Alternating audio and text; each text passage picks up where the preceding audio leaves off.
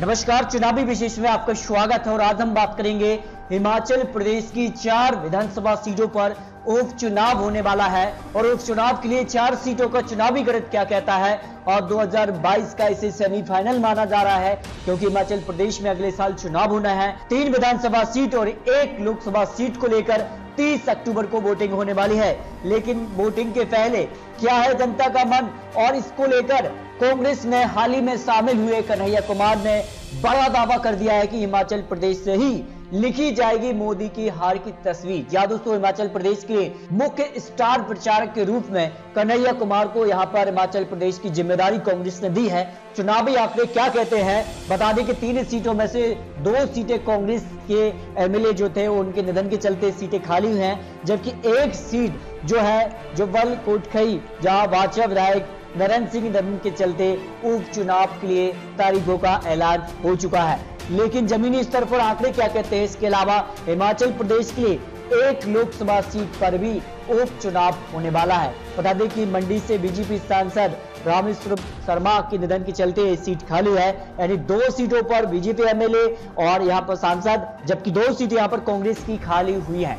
अब बात करते हैं कि आखिर किसका पलड़ा भारी नजर आ रहा है। आंकड़े कहते हैं अर्की असेंबली के लिए जो उपचुनाव होने वाला है 2017 में, यहां पर कांग्रेस ने जीत हासिल की थी। करीब 34,499 वोट यहां पर कांग्रेस को मिले थे, जबकि बीजेपी को यहां पर 28,448 वोट मिले थे। यानी हार जीत का अंतर जो था करीब 6,000 का रहा था। इस कारण से कांग्रेस का अर्की असेंबली पर क्या कुछ आंकड़े उपचुनाव ओपिनियन पोल के बनते नजर आ रहे हैं।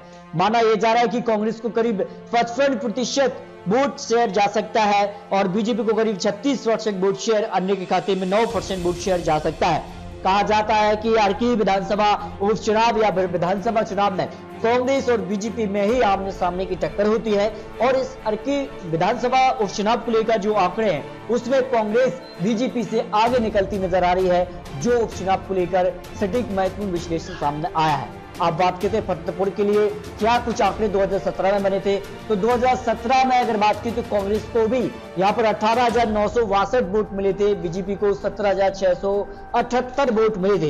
यानी हार जीत का अंतर काफी कम था। यहां पर कांटे का मुकाबला 2017 में हुआ था, लेकिन अब उपचुनाव होने वाला है और उपचुनाव पर किसकी होगी जीत, चुनाव को लेकर जो विश्लेषण है उसमें कांग्रेस बीजेपी में आमने सामने की टक्कर दिखाई दे रही है।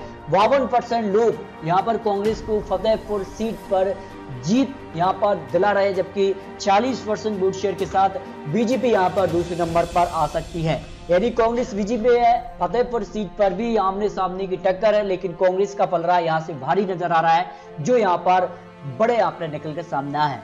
जबकि जुब्बल कोटखाई असेंबली उपचुनाव को लेकर जो रिजल्ट था 2017 में, इसमें कहीं ना कहीं बीजेपी को जीत मिली थी। 27,466 वोट बीजेपी को मिले थे, जबकि कांग्रेस भी पीछे नहीं थी और कांग्रेस को 26,404, यानी हार जीत का मार्जिन लगभग 1,000 वोट था। ऐसे में सीट पर एक बार फिर से कांग्रेस बीजेपी में आमने सामने की टक्कर दिखाई दे रही है। लेकिन आंकड़े कहते हैं कांग्रेस को यहां पर 51% वोट शेयर के साथ और जबकि बीजेपी को 44% वोट शेयर मिल सकता है। लेकिन आने वाले वक्त में क्या कुछ होगा ये तो आने वाला वक्त ही बताएगा। किस प्रकार से यहाँ पर चुनावी प्रचार होते हैं, चुनावी घोषणाएं होती है, उसके बाद बीजेपी यहाँ पर बड़ा खेला कर भी सकती है, जो आंकड़े निकल कर आए हैं। लेकिन 4 सीटों को लेकर जो महत्वपूर्ण आंकड़े हैं, इसमें अगर बात की तो मंडी लोकसभा सीट ओपिनियन पोल के आंकड़े भी आपको दिखाते हैं। करीब 52% यहाँ पर मंडी लोकसभा सीट पर कांग्रेस जीतने की संभावना लगाई जा रही है, जबकि 44% वोट शेयर बीजेपी को यहाँ पर दिखाई दे रहा है। इस हिसाब से बीजेपी यहाँ पर बड़ा उलटफेर होने की संभावना हिमाचल प्रदेश की 4 सीटों पर लगाया जा रहा है। लेकिन क्या होगा ये तो आने वाला वक्त ही बताएगा। लेकिन 3 उपचुनाव की सीटों पर जो है विधानसभा के लिए 3 सीटों पर कांग्रेस मजबूत मानी जा रही है, जबकि 1 सीट पर यहाँ पर बीजेपी जो है यहाँ पर मजबूत दिखाई दे रही है। लेकिन दोस्तों, आपको क्या लगता है, अपनी राय कमेंट बॉक्स में रखिए।